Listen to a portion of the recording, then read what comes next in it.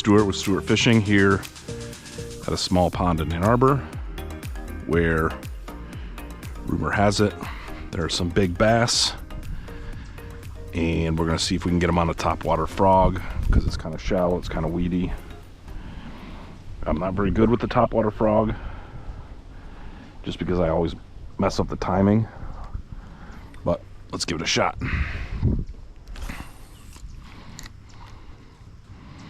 That was not a good cast, but you saw something already tried to bite it. Look at that. That's what's cool about the topwater frog, is you see the action.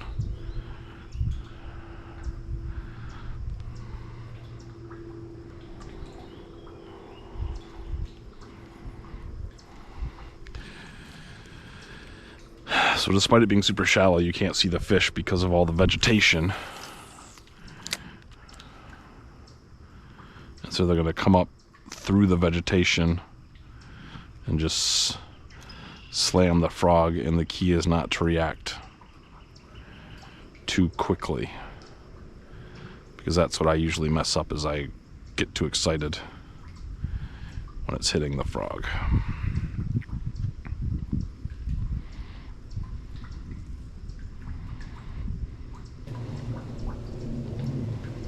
Look how clear it is. It's amazing. Amazing how clear it is.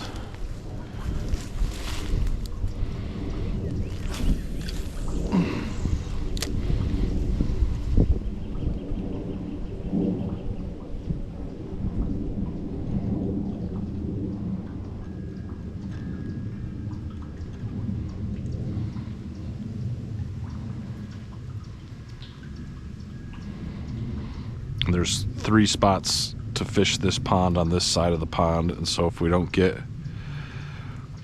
a bite in the next cast or two, we'll just move to the next spot.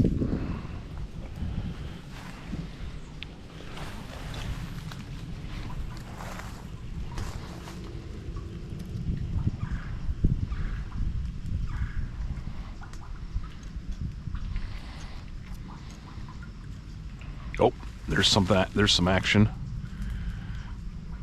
He didn't go for it though, but he made his presence known.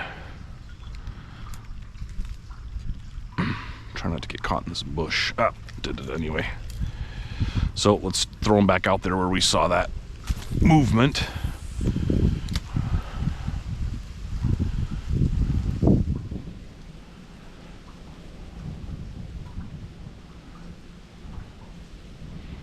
See if we can get it coming back around again.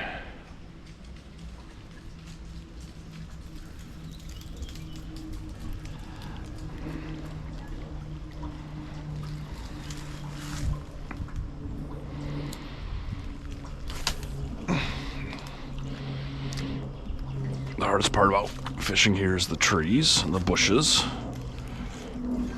As you can see, I'm in the trees, I'm in the bushes all the time.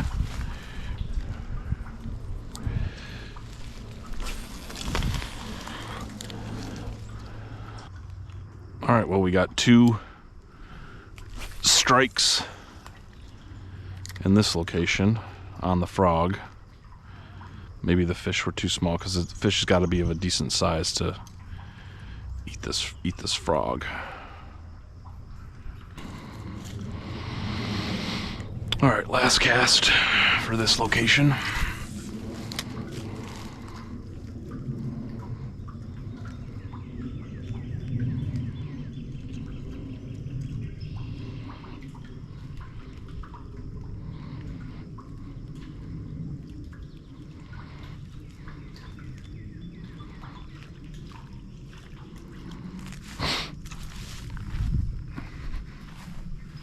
All right, we'll move slightly.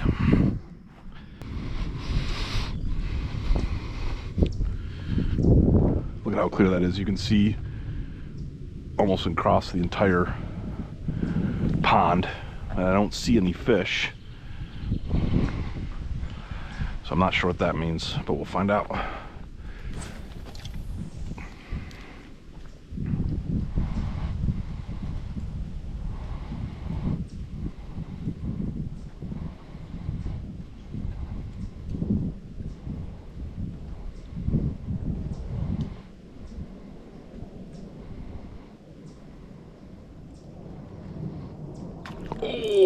we go. Ow! Did you see that? That's what we're looking for. And he took it again. He came back for it. Oh, and he lost it again. See, that's what I'm saying is I am not good with this frog. I've got to get better at it. He came back and hit it twice. Dang it. I screwed something up there, I know it. But let's try it again. That's what fishing's all about, is timing and try again. But that's exactly what we were looking for, is the topwater strike.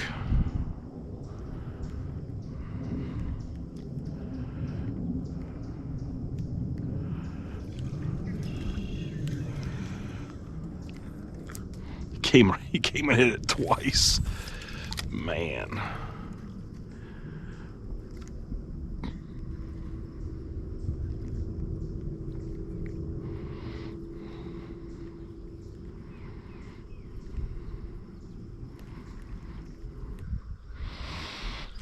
There's more than one big bass in this pond for sure.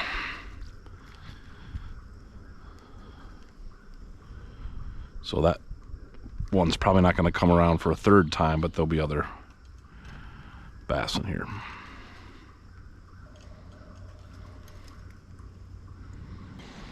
That's frustrating, but that's what makes it fun.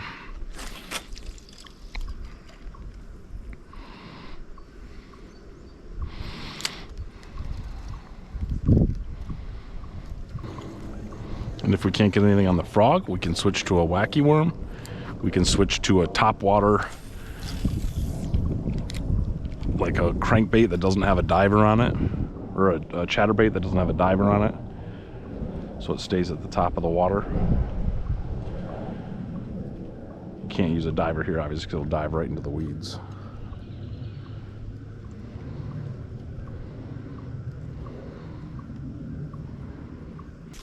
I liked how that looked in the water, so let's try that again. All right, one more cast here, and then we'll move to a different location, working our way back to the car where we will get a wacky worm situation going.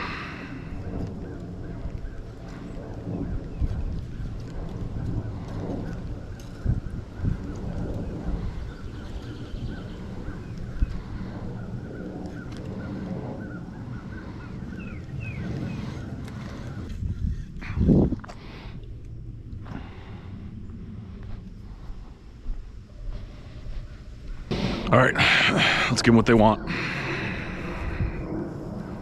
It's the wacky worm. That's what they want, that's what we'll give them. I like to put O-rings on my wacky worms so that I don't lose them anywhere near as often. If you don't put an O-ring on, you might lose like one a fish. I've never actually caught a fish on one of these orange ones. They seem to like the green the best, but... And let's bring the pliers in case we get a big fish.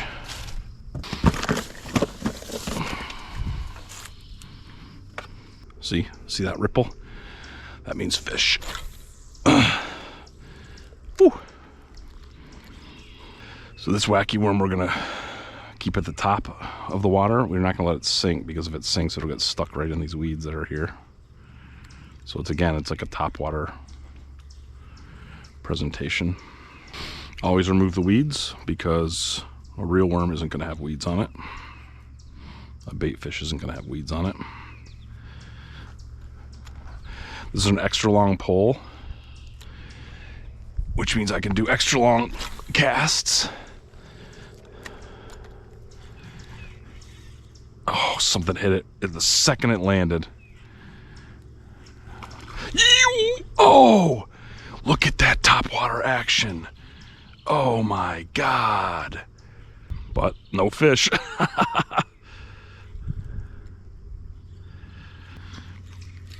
Well, they do strike twice. I don't think they strike 3 times, but they do strike twice. So let's get it back out there. We had 2 different hits from 2 different fish out there. Yep, there it is. There. Oh, man. And he stole the worm. He might even stole the hook.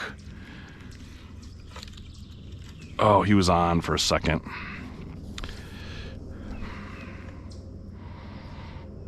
Man, these wacky worms. They can't resist the wacky worms.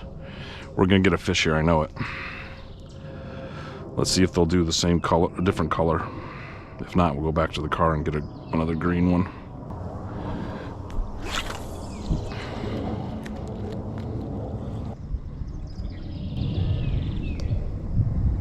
Yep, there's some movement.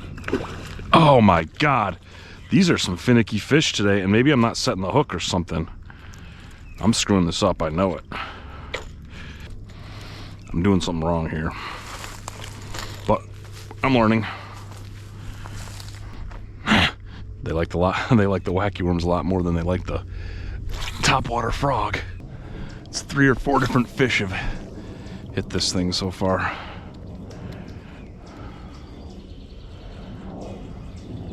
Yep, there it is. Come on.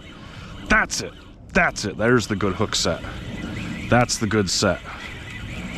And you don't want to mess around with these fish. If they're going to come in, bring them in. Yep. Oh, this is a real small one. But a fish is a fish, you know what I mean? Let's go. A fish is a fish.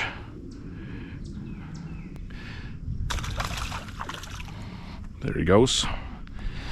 All right, so we know that there are a lot bigger fish out here. So let's get one. So check your worm, check your hook, and let's go get that fish's mama or dad. All right, so that was a small one. Let's get the big one.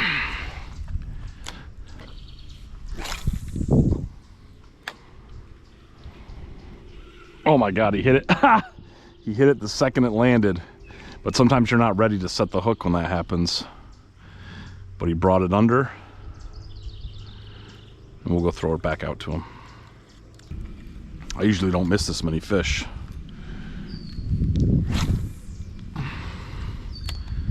Maybe I'm timing the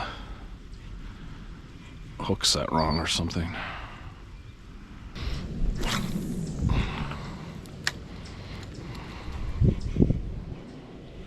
Oh, yes. Yes, let's go. Oh, this is a small one too. We gotta find these guys papas. This looks like the same dang fish I just caught. No, actually it's even smaller. Man, they cannot resist the wacky worm. You saw me throw that topwater frog over that same spot 10 times, no fish, and then boom, 2 fish.